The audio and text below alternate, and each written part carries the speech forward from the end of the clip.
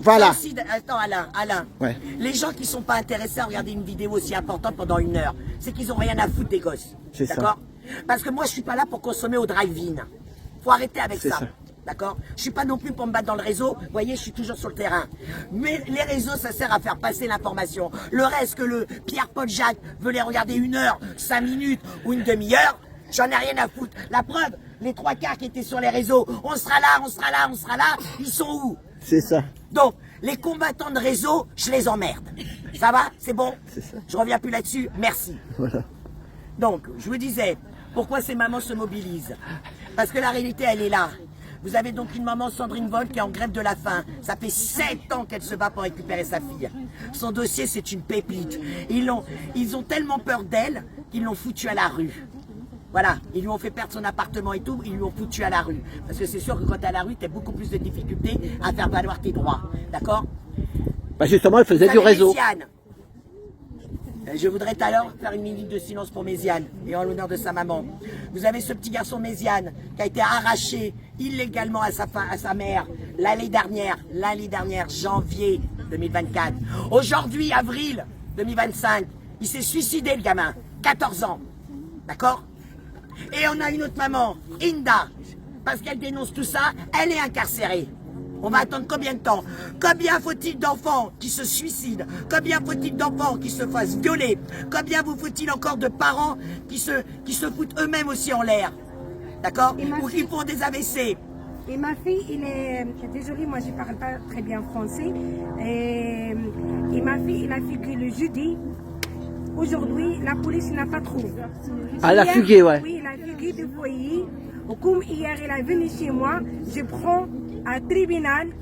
La greffier, il m'a demandé retourne à la maison avec ton enfant parce que le juge il n'a pas ici aujourd'hui et les vacances. Hier j'ai parti, avant-hier j'ai parti services sociaux. Ils sortent moi avec la police. La police il fait moi comme les insectes. Il prend à mes pieds, une à mes pieds et les autres à mes mains. Il a dit nous je dors. Ah Comme ouais. ça il jouait Ils avec t'ont moi, soulevé, comme ça. hein. C'est pas normal, qu'est-ce qu'il passe? On a les polices et les gens, les polices, ils viennent chez moi et les gens, ils font son travail avec gentillesse. Le monsieur, les procès verbal, il est très gentil, mais il n'a pas donné le procès verbal. Il a dit, j'ai pas le droit. Le mois passé, n'a pas même un mois, le 25 mars, ma fille, elle a fugué. J'ai fait un procès verbal, il a 11 ans, ma fille. 11 ans, voilà, c'est ça. Oh là là, elle a fugué à 11 ans. Non, mais après, je vais te faire un interview. Après, après, je vais te faire. T'inquiète, on a le temps, on a le temps, on a le temps. Par exemple, Linda, c'est une maman aussi très courageuse. Vous voyez comme elle s'est battue aussi. Résultat, ils lui ont mis 2 ans de placement, 2 ans consécutifs, avec interdiction de visite médiatisée. Mais pire, et ça, c'est pourquoi tout le monde me dit, mais pourquoi ils ne prennent pas des avocats? Alors, je vais vous dire les avocats. Dans son dossier, elle en a la preuve, hein, mes amis. Attends, dans les avocats,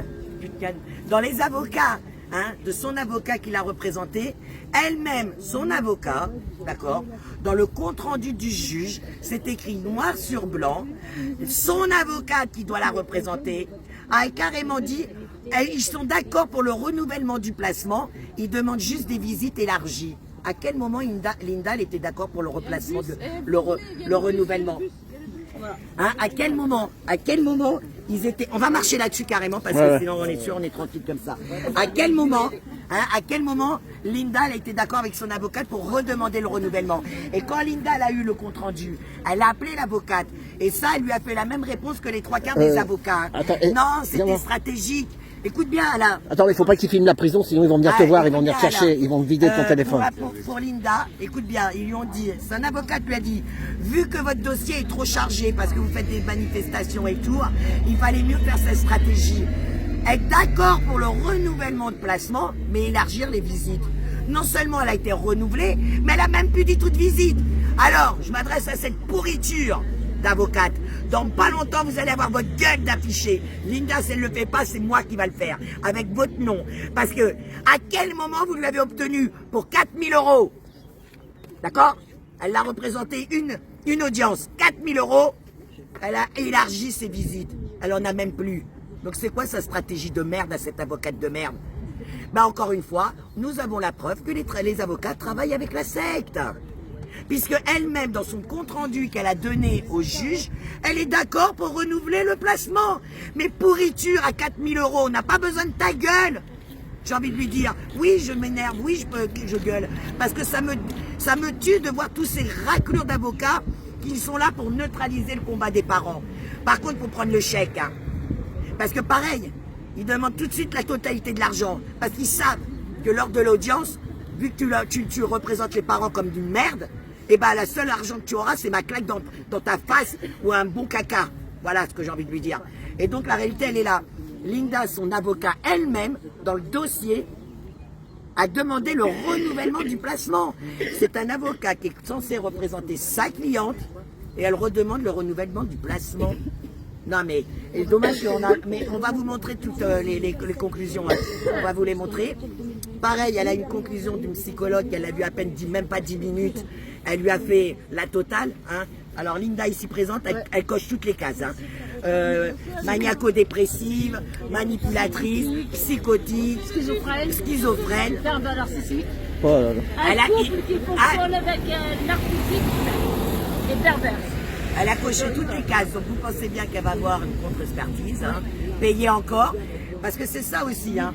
La secte, ils ont compris que pourquoi ils neutralisent les parents, parce qu'à chaque fois leur contre-expertise et leur avocat pour contrer tout, c'est du pognon, hein. D'accord. Là, la contre-expertise, c'est 2 000 €, hein. Ok. 2 000 € qu'elle va devoir lâcher, même elle est lâchée.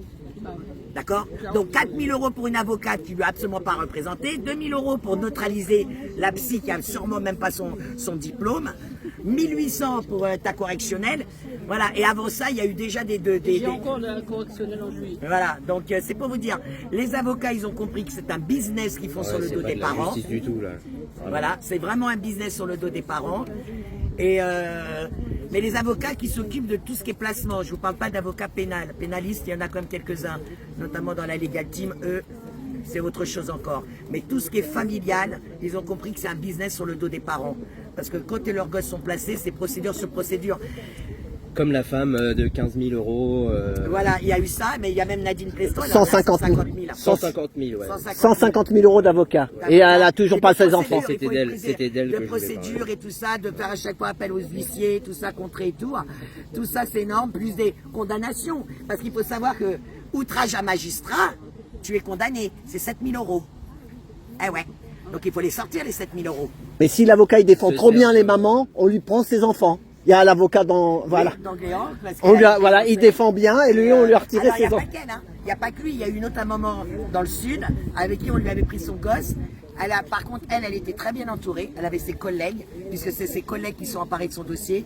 Et il y a eu quelques vidéos. Et je pense qu'elle l'a vite récupérée parce que du coup, on n'a plus rien de cette histoire. Moi, je la suivais de près parce que je me suis dit, putain, enfin. Parce que bon, d'Angléan, à la rigueur, on peut te dire qu'il est à caution parce qu'il attaque sur la Brigitte, le Jean-Mich, plein de trucs comme ça. Mais l'autre maman, l'autre avocate, elle n'avait rien fait. Et on lui a placé, écoutez bien, l'avocate, son amie qui la défendait, elle a fait une vidéo où elle disait, je me rends au tribunal, j'ai passé le dossier de mon ami à tous les avocats, tous sont sidérés. Comme ceux qui découvraient l'ampleur, voilà. Ils étaient sidérés, ils ne comprennent pas comment on peut placer comme ça.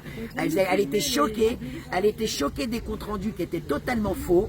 Elle a été vraiment choquée, cette avocate-là. Et là, je me suis dit, c'est bon, ça va rentrer. C'est pas grave. Et ils vont prendre en... De toute façon, je vais la partager, cette vidéo, malheureusement. Ça comme ça. Donc, c'est les gens ont peur d'être en manif et de pas être